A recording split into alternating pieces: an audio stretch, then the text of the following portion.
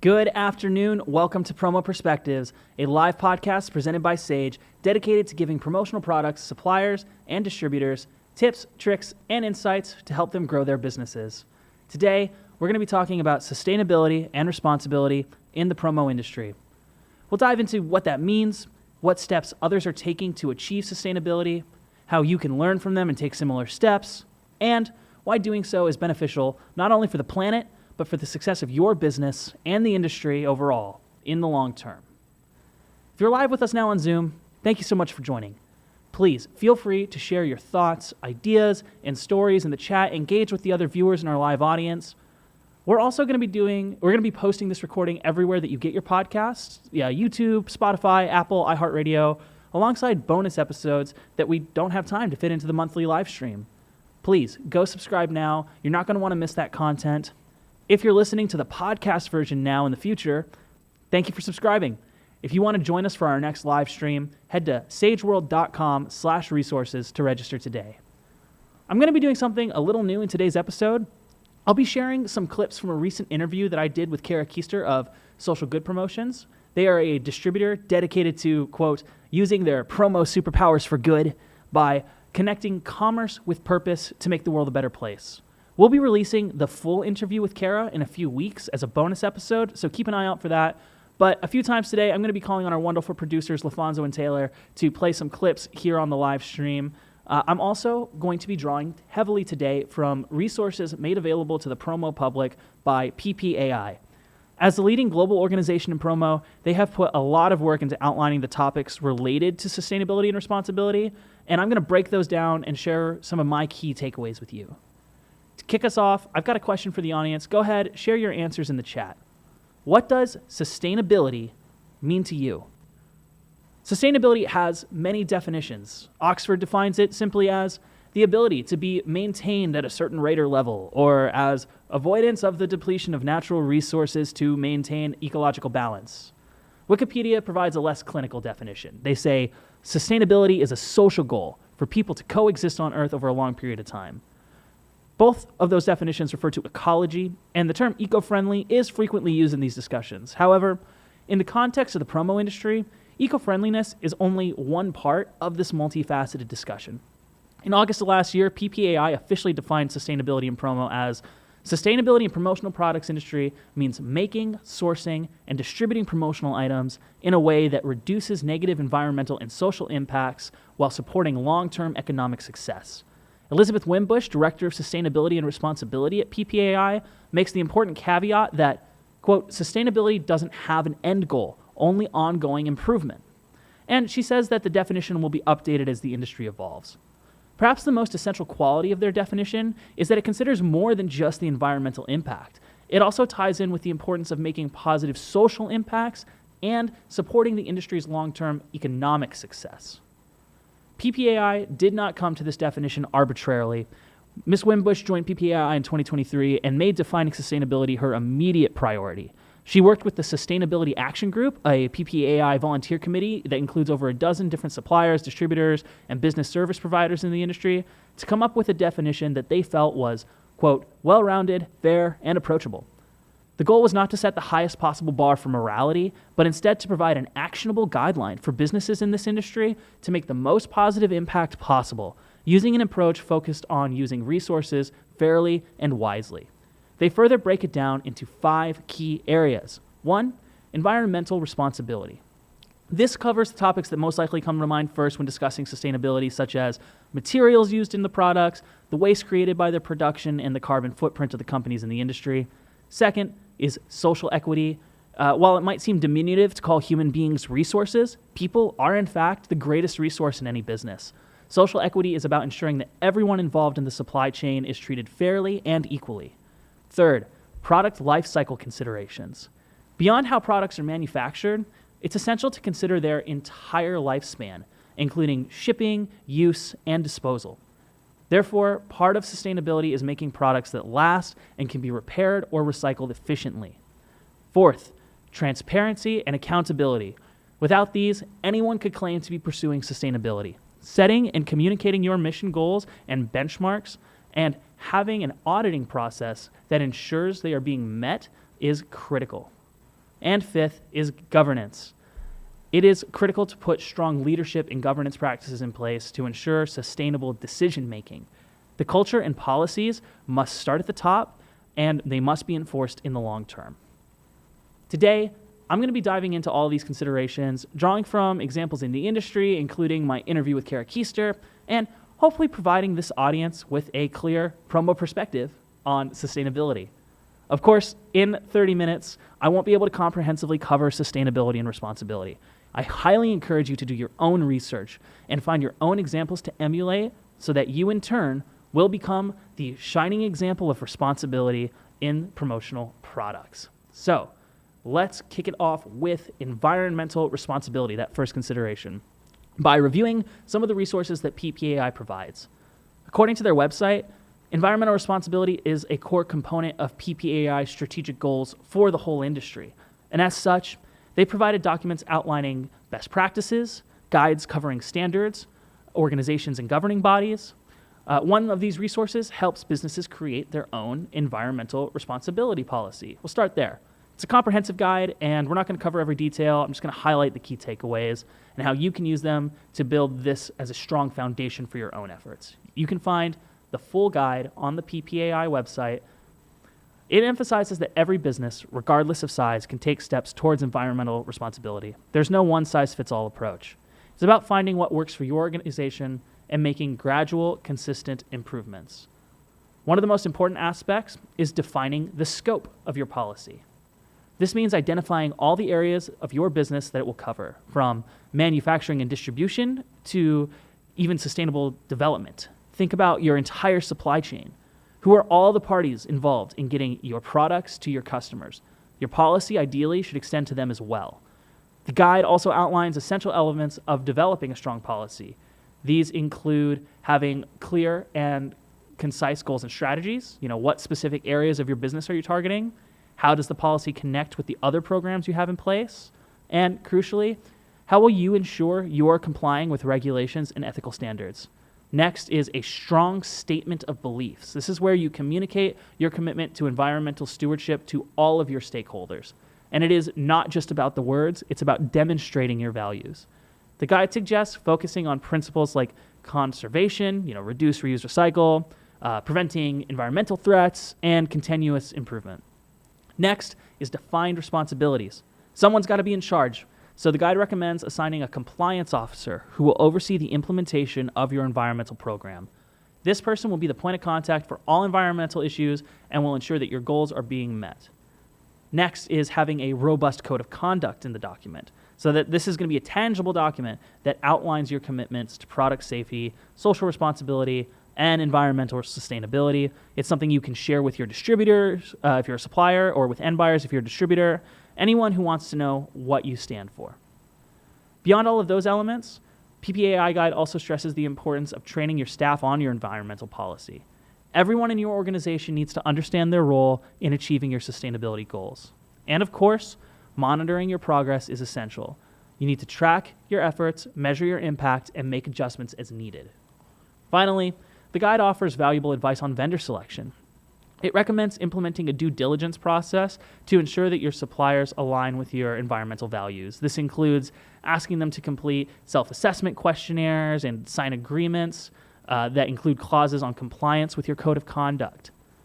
In my interview with Kara Keister, I talked to her a little bit about this. Social Good Promotions values itself on working from a list of what they call defendable suppliers.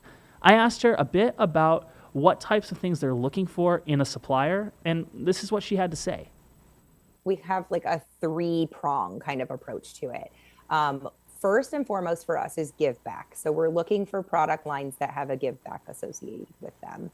So if the supplier has committed to earmarking a dollar amount to go back to XYZ, we're always looking for that. We are absolutely looking for eco product and sustainable manufacturing practices.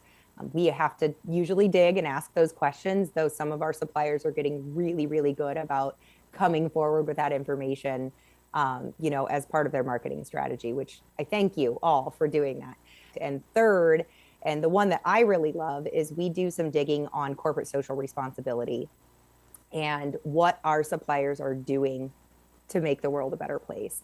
We have uncovered things as grand as sponsoring a village in Guatemala or building a Habitat for Humanity house on a weekend as a group, right? To, hey, we had some overruns that we sent to California to rebuild schools with, right? Like to fill backpacks so that kids can go back to school as soon as schools are available. We're asking those questions because we want to know what you're doing to fulfill that goal within their own walls. So, you've developed a solid environmental responsibility policy inspired by PPAI. That's fantastic. How do you know if it's actually working? That's where Sustainability Key Performance Indicators, or KPIs, come in. PPAI also offers a helpful guide on this, and I'm going to break it down so you understand why they're so important and how you can use them effectively. They emphasize that tracking your performance is crucial for continuous improvement. The guide helps you identify areas where you're succeeding and, more importantly, where you need to focus your attention. Now, what kind of KPIs should you be tracking? Well, it depends on your specific business goals and your sustainability goals, but here are some common examples inspired by that guide. 1, waste reduction. How much waste are you generating? How much of that is being recycled or composted? Tracking those metrics can help you identify opportunities to minimize waste and improve resource efficiency. So, for example, as a KPI, you could track the percentage of recycled materials used in your products or the amount of packaging waste that you generate. Second might be energy consumption. How much energy are you using? Are you taking steps to reduce your energy footprint? You could track your electricity usage, your fuel consumption, or even your greenhouse gas emissions. Water usage. This is similar to energy. It's a precious resource. Tracking your water usage can help you identify areas where you can conserve water and reduce your environmental impact. And you can get this kind of information just from your bills. Sustainable sourcing. How many of your products are made from sustainable materials? Are your suppliers adhering to ethical labor practices? Tracking these metrics can help you ensure that your supply chain is aligned with your sustainability goals. In that supply chain, there's transportation. So how are your products being shipped? Are you using methods that minimize your carbon footprint? When it comes to KPIs, you could track the distance that your products travel, the type of transportation used, and the associated emissions. So these are kinds of KPIs to track, but the guide also emphasizes the importance of setting targets for those KPIs. Don't just track the data. Set realistic but ambitious goals for improvement. For example, you might want to set a target to reduce your waste by 10% over the next year, or increase the percentage of sustainable materials that you use by 5%. In my conversation with Kara, I asked her if she had any specific and measurable goals for social good promotions. Here's what she had to say. This year, we are at 87% defendable supply chain. So the suppliers that we have deemed as defendable under our 3 categories, we were able to point 87% of our spend back to those suppliers. I know that already sounds big, but I really want it to be 90. So I really want to live at 90%. It's not, I can't say that we're ever going to be 100%. There are instances where we have to use a different product or it doesn't fulfill the marketing goals. And lo and behold, we still are a distributor working for our clients. So we are, we do sell things that don't fall right under our categories. But I want to live at 90%. That last 3% is going to be a really heavy lift for my team. And, revisiting our mission, vision, values on a regular basis, I think will help us get there. Next, let's talk about something that might not be top of mind for everyone in the promotional products industry, but is crucial for both environmental responsibility and regulatory compliance. Volatile organic compounds, or VOCs. So what exactly are those? Simply put, they're chemicals that evaporate at room temperature and contribute to air pollution. Think of things like some solvents, paints, and inks. The EPA regulates VOCs at the federal level, and many states have their own regulations as well. Why should you care about the VOCs? Well, for starters, they can have negative impacts on human health, contributing to respiratory issues, headaches, and other problems. They also contribute to smog and environmental issues. But beyond just those ethical considerations, there are legal and financial implications. Failing to comply with VOC regulations can lead to fines and other penalties. PPAI also offers a guide on this, providing a great overview of the complex world of VOC regulations. One of the key takeaways is that definitions and regulations can vary significantly depending on the specific product and its intended use. What's considered a VOC in one context might not be in another. So this is why it's so important to understand the specific regulations that apply to your products. We covered a lot of ground on sustainability, but PPAI has even more resources to help businesses in the promotional products industry when it comes to eco-friendliness. And before we move on, I want to touch on a few more of those guides. They have a venue sustainability questions guide. So if you are planning an event, that guide helps provide you a set of questions to ask potential venues to assess their commitment to sustainability. It goes beyond just the surface level, helps you dig into their actual practices from energy efficiency and waste management to community engagement. It's a great tool to making sure that your events align with your sustainability values. Next, they have a waste diversion guide, which is a guide tackling the critical issue of reducing waste and keeping it out of landfills. It explores various solutions from recycling and composting to take-back programs and internal waste reduction strategies. It also highlights the importance of moving towards a circular economy where resources are reused and repurposed. This guide is a valuable resource for any business looking to minimize their environmental footprint. They also offer a textile waste decision tree. It's a flow chart with textiles being a significant source of waste. The flow chart provides a step-by-step process for making informed decisions about textile disposal. It helps businesses determine the best options for reusing, recycling, or responsibly disposing of textile products. And finally, they have their Green Claims Guide, which is all about truth in advertising when it comes to environmental claims. It's based on the FTC Green Guides and provides guidance on how to make accurate and substantiated claims about the environmental benefits of your products. It covers topics like eco-friendly labeling, certifications, degradability, compostability, and more. That guide is essential for avoiding greenwashing and building real trust with your customers. These guides, along with all the other ones we discussed earlier, are available on the PPAI website. They offer a wealth of information and practical advice for businesses of all sizes. I highly encourage you to explore those resources and incorporate them into your sustainability strategy. Remember, every step, no matter how small, makes a difference. Now, let's shift our focus to another critical aspect of sustainability: social equity. As we discussed earlier, PPAI's definition of sustainability includes not only environmental responsibility, but also positive social impacts. A truly sustainable business is one that promotes diversity, equity, and inclusion. PPAI has developed some valuable resources to help businesses in the promotional products on this journey. They emphasize that diversity encompasses more than just demographics like race, gender, and age. It also includes experiential diversity, the different skills, expertise, and backgrounds people bring, and cognitive diversity, the varied ways that people approach problem solving. One of the first steps is to assess your current employee mix. This isn't about judging anybody or making anyone feel uncomfortable. It's about taking a realistic look at your organization's diversity across all three categories: demographic, experiential, and cognitive. PPAI suggests working with your HR department or management team to gather this information. You might even want to do this on a team-by-team basis, as different teams have different needs and strengths when it comes to diversity. Ask yourself some key questions. What groups are represented in my company? What groups are not represented? Do we have a majority group? Do we have minority groups? This assessment will give you a baseline to work from and help you identify areas for growth. We also stress the importance of looking at your current strategies for attracting, recruiting, training, and sustaining employees. PPAI breaks this into what they call ARTS, A-R-T-S strategies, so let's break that acronym down. A, attracting the community. How is your company perceived by potential employees in the wider community? Are you seen as a welcoming and inclusive workspace? R, recruiting new employees. Are your recruitment efforts reaching diverse pools of talent? Are you using inclusive language in your job postings? T, training current employees. Are your employees receiving equitable access to training and development opportunities? Are you providing training on DEI topics to raise awareness and promote understanding? And S, sustaining current employees. Are you creating a culture where all employees feel valued, respected, and heard? Are you offering mentorship programs and other support systems to help employees thrive? PPAI's resources offer guidance on how to evaluate your current ARTS strategies and identify areas for improvement. They provide a framework for setting DEI goals, implementing changes, and tracking your progress. It is a continuous cycle of examining your current state, choosing an ARTS strategy to focus on, developing that strategy, implementing it, and then moving on to the next one. Building a diverse, equitable, and inclusive workspace isn't just the right thing to do, it's also good for business.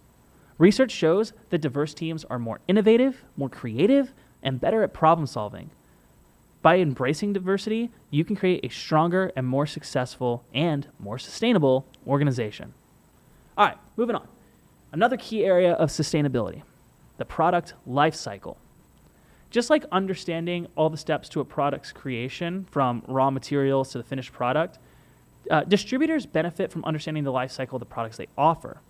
This includes everything from the environmental impact of the materials used and the manufacturing process to the product's transportation, use, and eventual disposal or recycling. A powerful tool for understanding this environmental impact is called the Life Cycle Assessment, or an LCA. It's a comprehensive look at a product's journey from raw material extraction to its eventual end of life. It's sometimes referred to as the cradle-to-grave assessment. While distributors may not always conduct full formal LCAs themselves, it might be more so the supplier thing, understanding that process and using LCA data is crucial. Even if you don't perform one, knowing the basic steps is vital. So a typical LCA includes, firstly, goal and scope definition. What are you trying to achieve? What product are you assessing? What are the boundaries of the study? So for example, is it just the manufacturing of the product, or is it the transportation and use? The next is going to be inventory analysis, so collecting data on all the inputs, such as energy and materials, and outputs, such as emissions and waste, at each stage of the product's life. This is the most data-intensive part, takes the most work to gather. Next is an impact assessment. It evaluates the environmental impacts of those inputs and outputs, such as greenhouse gas emissions, water pollution, and resource depletion. And finally is interpretation, analyzing the results to identify the stages in the product lifecycle with the biggest impacts and opportunities for improvement. LCAs are usually completed by suppliers, but distributors can work to ensure the suppliers and products that they're choosing are considering prioritizing products with longer lifespans, repairability, recyclability. Ask your suppliers about the materials used, their sourcing, the product's end-of-life options. Collaborate with suppliers who are committed to sustainability and have transparent LCA data. Encourage them to adopt more sustainable practices. As a distributor, you have buying power that can influence supplier behavior. Educate your customers about the life cycle impacts on different products. Offer them sustainable alternatives and help them make informed purchasing decisions. Become a trusted advisor on sustainability to all of your stakeholders. All right, let's pivot to the fourth part of the PPAI framework for sustainability, and this is transparency and accountability. Transparency and accountability are cornerstones of any credible initiative. Without them, claims of eco-friendliness or sustainability are just going to ring hollow. It's not enough to say that you're sustainable, you have to show it. This is especially true in today's market, where consumers are increasingly savvy and skeptical of greenwashing. They demand proof, not just promises. So for distributors, transparency and accountability manifest mainly by knowing your supply chain and openly communicating your own practices. So let's explore this a little bit. Transparency begins with understanding where your products come from. This kind of goes back to what we were saying earlier about understanding the LCAs. It means going beyond just simply knowing the name of your supplier and actually diving into that manufacturing process, their labor practices, their environmental impacts. Do they have certifications that you can share with your end users? Like, are they Fair Trade or B Corp? Are they transparent about their factory locations and working conditions? Don't just rely on their supplier self-declarations. Ask for documentation, certifications, and audit reports. Consider visiting factories whenever feasible to see firsthand how these products are made. Transparency isn't just about what you do, but it's about how you communicate it. Be open, be honest about your sustainability efforts, both internally and externally. You can also publish a sustainability report. Share your progress, challenges, and goals in a publicly accessible report. This demonstrates your commitment to transparency and accountability. Engage with your stakeholders. Communicate regularly with your employees, your customers, and your suppliers about these sustainability initiatives. Solicit feedback, and then incorporate that into your next strategy. And be honest about challenges. No one is perfect. Be transparent about the challenges you face in achieving sustainability goals. It builds trust and shows that you are committed to continuing improvement. For example, a distributor could publish a supplier code of conduct on their website, outlining their expectations for suppliers in terms of environmental and social responsibility. They could also include information on what percentage of products they source from these certified sustainable suppliers. This level of transparency builds trust with customers and differentiates the distributor from competitors. By embracing transparency and accountability, distributors can build trust with their customers, strengthen brand reputation, and contribute to a more sustainable future for the promotional products industry overall. It's not just a good ethics, it's good business. Okay, covered a lot of ground today. We defined sustainability in the promotional products industry. We explored environmental responsibility, social equity, product life cycles, and the crucial roles of transparency and accountability. It's clear that building a sustainable business is a multifaceted journey, so I might sound like a broken record, but I want to recap some of these key takeaways in this time that I have with you today. Sustainability is about more than just being eco-friendly. It encompasses environmental responsibility, social responsibility, product life cycle, transparency, and governance. It's about making, sourcing, and distributing promotional items in ways that reduce negative environmental impacts and social impacts while supporting long-term economic success. PPAI's resources, including their guides on environmental responsibility, KPIs, VOCs, venue sustainability, all of these things offer invaluable support to businesses like yours looking to improve their practices. So don't forget to go and check those out on ppai.org. Don't forget to take a close look at all aspects of this. I think that's all I've got to share with you guys today. I want to thank Kara Keister for giving me such a great interview. I want to remind you that we're going to have some bonus episodes coming out where we're going to have her full interview, and you'll get a little more insight on what it means to be a distributor who's actually taking these steps and making these choices. Have some other episodes coming out with some sustainable suppliers a little later on. A lot of great things are coming up. So thanks for joining me today. Please make sure you go and register for the next live stream and go subscribe to the podcast anywhere you get your shows. Thank you so much. Everybody have a great day.